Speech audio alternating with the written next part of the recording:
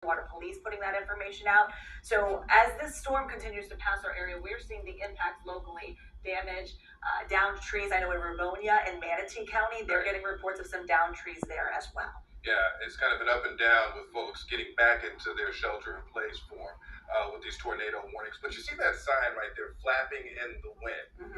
And we're talking about these high level winds too. So, emergency officials telling people at home, stay inside because you step outside.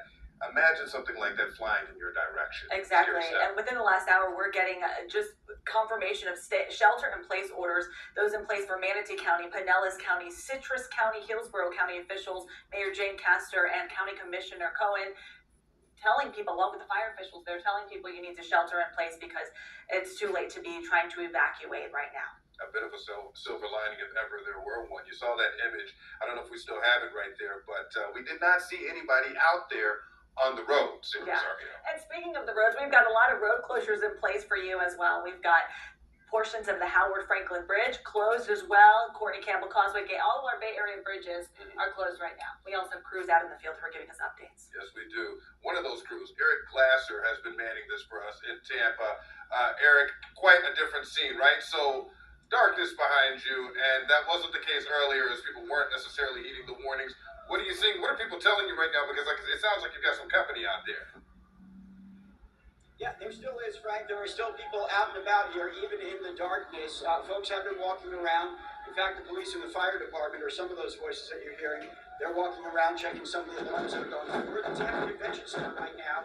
We've given ourselves this vantage point, if you will. There goes our light. You can tell how windy it is. We're giving ourselves this vantage point because it's covered, but you can definitely see the elements from where we are. In fact, I'm going to ask that we take a look outside, and you can look across the water, and you can see just how high it is from where we are. Even in the darkness, you can see that the bay is now up to the edge of the seawall. Across from us is Tampa General Hospital, where that aqua wall is, and that wall is doing its job at the moment. The water is very close to coming up and over the seawall. To the right of that, if you look at the bridge leading onto Davis Islands, there is a high water vehicle that is making its way there. Davis Islands, I can tell you where we were just in the last couple of hours, is definitely taking on water at this point.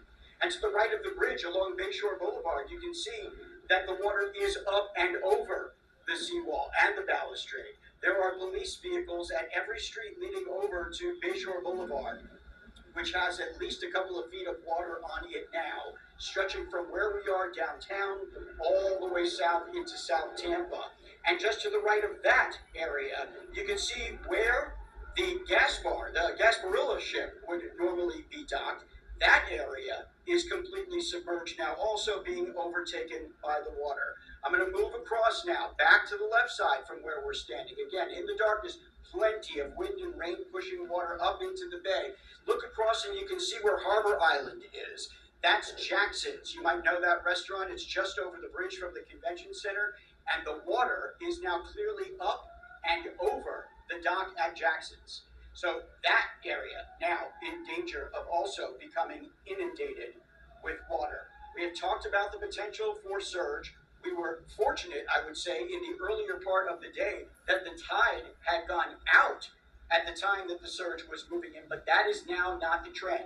The tide has been coming back in.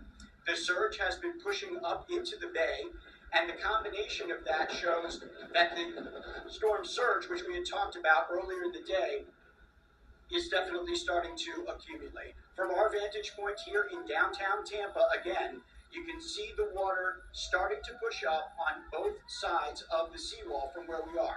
We're on the side where the convention center is. The water is lapping up against where we are. And again, across the way at Jackson's, it is actually now inundating their dock area. Across the way, over at TGH, where that aqua wall has been built, you can see that the water is now at the very top of the seawall. And parts of Davis Islands, where TGH sits, are now starting to go underwater. I can tell you that that aqua wall, again, we said it does its job. That is sitting in front of some of the most sensitive equipment that they have at TGH, the generators, some of the electrical equipment that simply cannot go out. They talk to us about the risk of trying to move patients from TGH. It's actually greater than leaving them there, but ensuring that they are able to self-sustain for a number of days. Again, moving to the right of that, where the Davis Island Bridge is and downtown, you can see that is I believe, the 345 building along Bayshore Boulevard.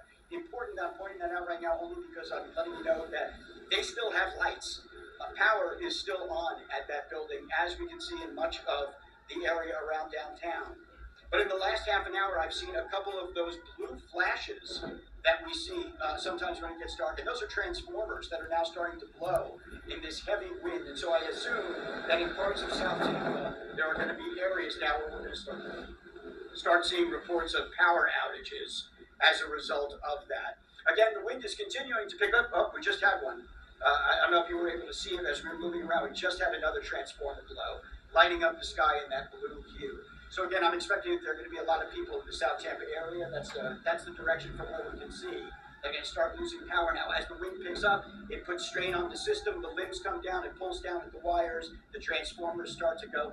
It is typical for what we see as winds start to ramp up. We will continue to monitor the situation in the Tampa area and around Hillsborough. I'm also in touch with the Emergency Operations Center. If anything breaks, if anything is happening in the area that they need to let us know, we will certainly relay it to you as quickly as possible. Live in downtown Tampa, Eric Lasser, 10 Tampa Bay. All right.